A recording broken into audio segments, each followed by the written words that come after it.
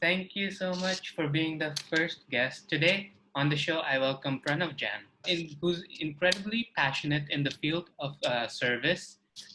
So, Pranav has experience volunteering for great, huge organizations like Amnesty International and the Red Cross and the American Red Cross, but he also runs project of his own.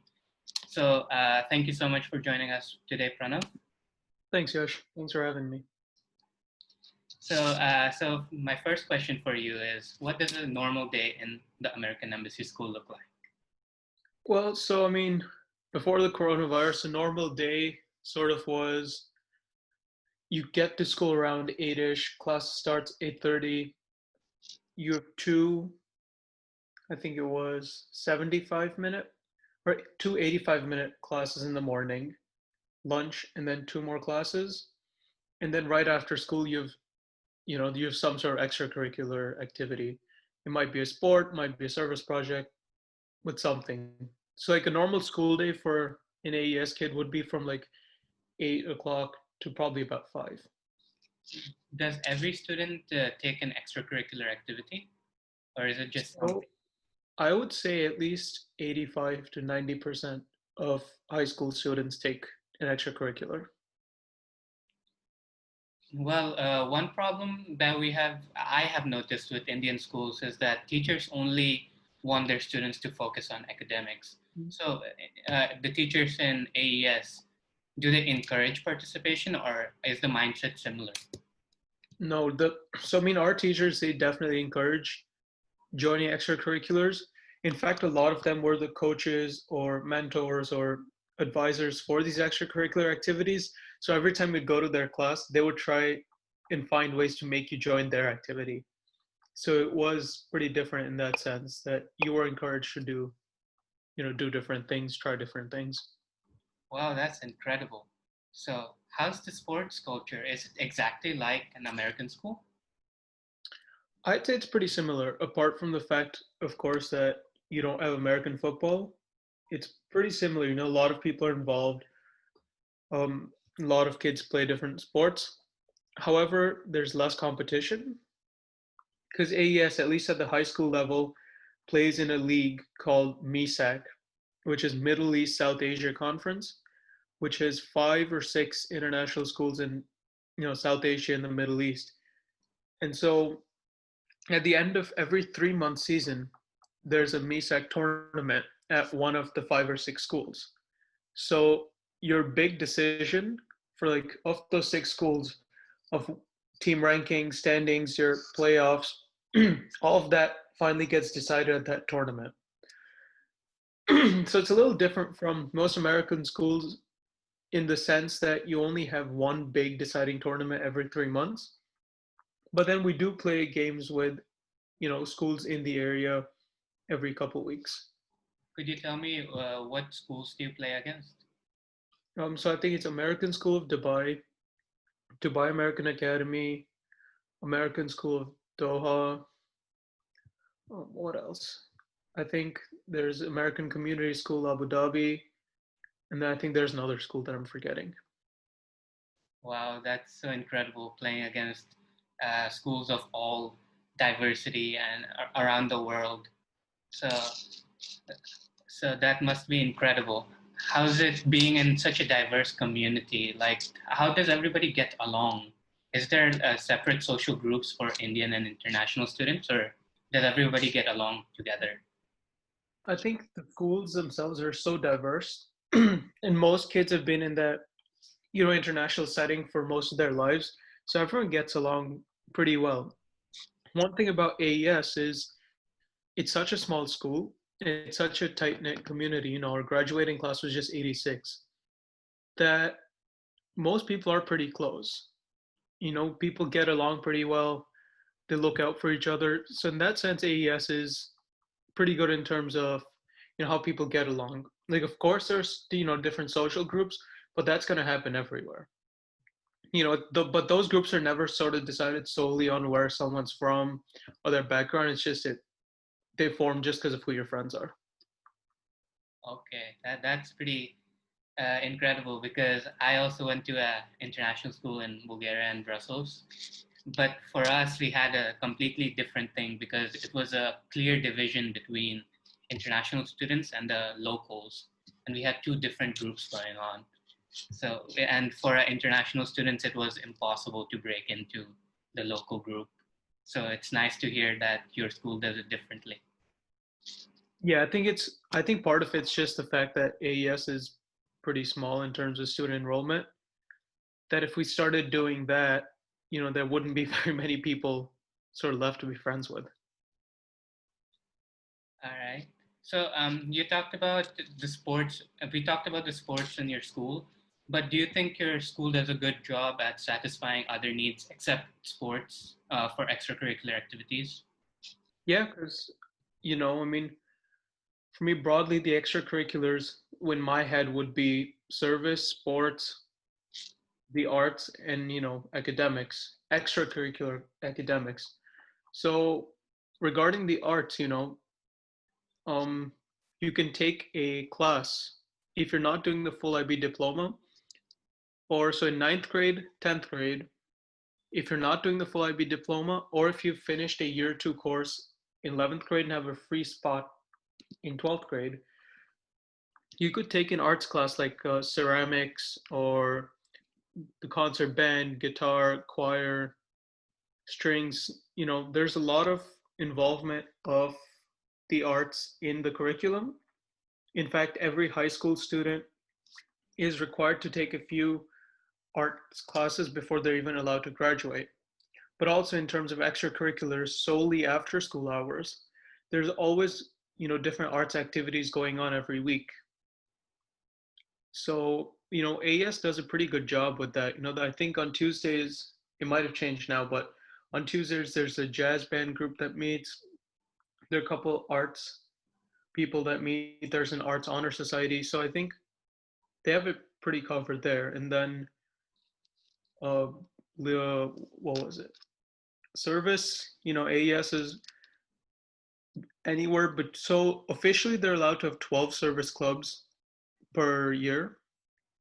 However, most students, a lot of kids who want to start their own thing, just get with a few friends and do start another service project.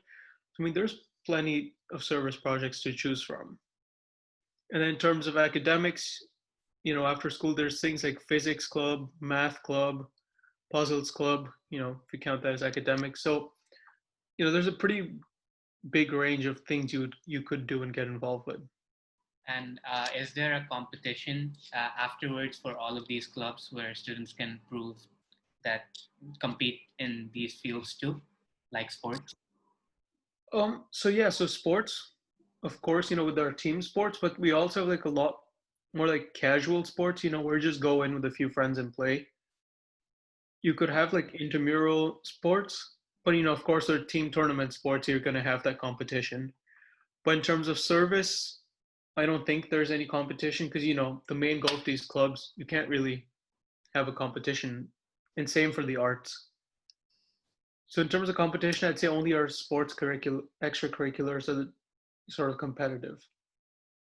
But there's quite a bit of competition for people to get into some things, like the Arts Honor Society or Music Honor Society, because those are things you have to, first fill an application, then prove your skill, and then there's an interview. So it's a pretty competitive process. Uh, Another question I have about academics is since your school gives both the options for AP and IB, and some students take both of them. So how would that work? And So I think that's what I did. I didn't do the full IB diploma, but I also did AP course on the side. So what you do is it's like picking your own adventure. It's like one of those books. You pick your own courses. Of course, you have to get enough credits. Like you have to do the requirements. Like the school needs one math class every year, your language requirements. So you have to meet all of those requirements, but it gives you more variety in that you can choose what you want. For example, if you do the full IB diploma, you can have you have one elective course. So that could be a second science or an art. I mean, that's what most people do. But if you did AP and IB, you could have two art classes, or you could have two math classes, or you could have two sciences or two social studies classes. So there's more options for you to do different things in that because you're not confined by just the IB courses. Wow, that's absolutely incredible. But doing AP and IB, and I don't know much about AP, but I know that IB is a grueling program. How do you minimize the stress, and what does AES do to make sure that their students are doing well mentally? Um, I mean, in terms of minimizing stress for AP, IB stuff, there's the usual, meeting your, time boundaries, getting stuff done on time, staying on top of things. But also, I'd say that a lot of the teachers are really good support in that sense because most AES teachers, they really like what they're doing. Like teaching that class is something they really, really do enjoy doing. So if you're ever having a hard time, it's pretty easy to just go meet with that teacher and tell them that, hey, I'm struggling with this, I need some help. Wow, that's very different So from what we have. Our relationship with our teachers is very formal. We have to always respect them and treat them like they're almost a boss of an organization. So yeah, that so one thing I do appreciate is that AES you can have, I mean, of course, there's that respect relationship, like, there are teachers that's always going to be there, but you can also, have a very informal conversation with them just about anything. wow, So, that's absolutely incredible. So now I'm going to ask you questions about social life and cultural diversity. So, students going to AES, do they have a problem interacting with people outside of India, especially the international students? Because how different the environment is inside an international school and outside, it's like a whole different world. so it is very different. What I like to, say is like AES is like a protected bubble inside Delhi. Like once you're inside the school compound, it's completely different from, literally the street across. Most people don't really have any problems with interacting with people outside versus inside, just because a lot of people are pretty open-minded about the change in coming to India, and a lot of those people have previous experiences moving around or doing different things. And I mean, even if someone doesn't have as much experience, they come to AES, they meet other people who have, and they're easily able to help their friends, get adjusted to the new experiences, interacting with different people, things like that. So I think that really isn't much of a problem. Okay, that's incredible. And this is a question I've been really curious about. Since you have so many students of so many different cultures, like what's the lunch like? What do you have for lunch? So lunch, I mean, our lunch, we have a couple kids bring their own food from home. So, that's going to be pretty close to like what someone in their country would normally eat. But usually, like AES food, they try keep it very neutral in the sense that things are not going to be, how do I say it? Like things are not going to be overly, like it's not going to be overly spicy or it's not going to be too mild or, they like to have neutral foods that they know that people from everywhere would be able to eat properly. So what's like a common thing that you might have for lunch? There's, we'd have like a lot of people, there's always a salad bar, but there's also things like pasta. There's sometimes they have Mexican food for lunch. Um, Usually there's a lot of pasta, as I said. They have Indian food once a week. So they do, they rotate pretty well. Wow, that's a pretty nice lunch.